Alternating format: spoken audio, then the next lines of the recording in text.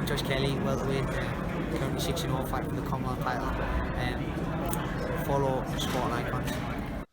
Okay, so following the devastating loss for Amir Khan against Kell Brook, where Kell Brook stopped Amir Khan in 6 rounds after, let's be honest, dominating that fight. Amir Khan, of course, did have spits and spurts in that fight as well, but ultimately he did get stopped with the referee.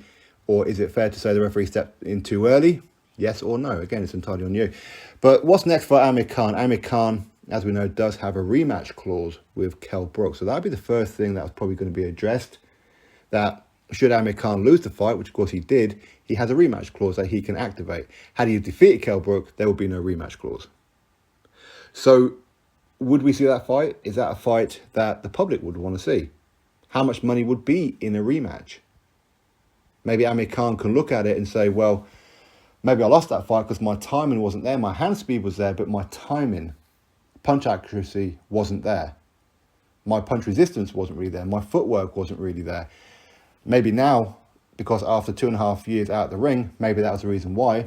I've got 6 rounds under my belt. Maybe now it's going to be there. So maybe, again, don't be surprised if he activates that rematch clause for one final payday. Because if it isn't going to be Kell Brook, where else does Amir Khan go? Are there any other fights out there for him? Maybe a rematch with Danny Garcia. Both of them are not exactly in the best of form lately, so maybe they can get that rematch. And I always said this about Amir Khan, that it's okay to lose a fight, but try and avenge 1 or 2 of your losses. Listen, he's never going to avenge that loss against Canelo, of course, but Danny Garcia, he could avenge that loss. There again, maybe Amir Khan is just shot to bits. Maybe that's the best that he could possibly have done on that night, and he ring sharpness or not, isn't going to be any better.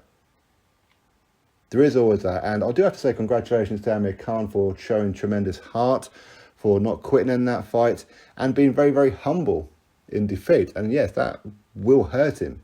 This was bragging rights. Yes, there was no title on the line and things like that, but it's going to hurt him. As I said in the post-fight review of this fight, had Amir Khan won that fight and Kell Brook lost, I think a lot of people will be more concerned about Kell Brook than what they would with Amir Khan, because I think Kell Brook would have taken that loss a lot harder than I think Amir Khan will. Amir Khan, of course, is going to hurt, but he will get over it. That's something that I don't know if Kell Brook would have got over. But going forward, what's best for him?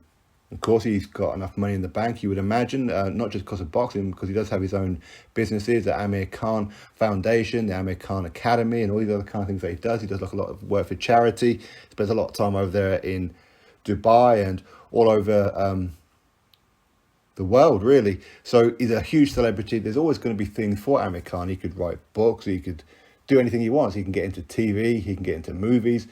He's a huge star, so there's endless possibilities for him, but it's all down to what it is that he wants. But when he said that, he felt that he didn't love the sport anymore. Even in a huge fight that was a huge grudge match, he didn't feel the love of the sport while he was in the ring.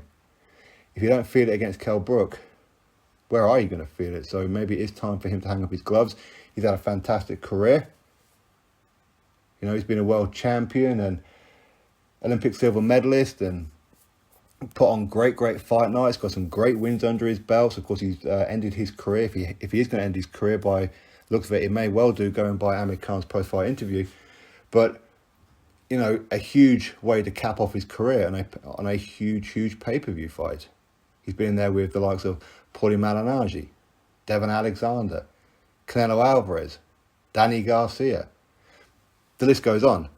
Amir Khan never really ducked anybody. Of course, he was always trying to chase that Floyd Mayweather fight. I do feel that Floyd Mayweather did avoid Amir Khan at that particular moment, and I do feel at that particular time when Floyd Mayweather should have given Amir Khan that opportunity, that Amir Khan would have beaten, potentially at least, would have beaten Floyd Mayweather.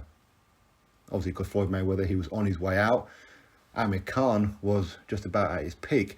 But that said, of course, there's always the Manny Pacquiao fight as well. But with Manny Pacquiao now retired, where is it that Amir Khan goes? Will he go on and have a few more, some more exhibition fights with names like a Billy Dib? Will he be putting on fights in, say, Pakistan or Dubai, these kind of places? Would it just be exhibition? Would they be full professional fights?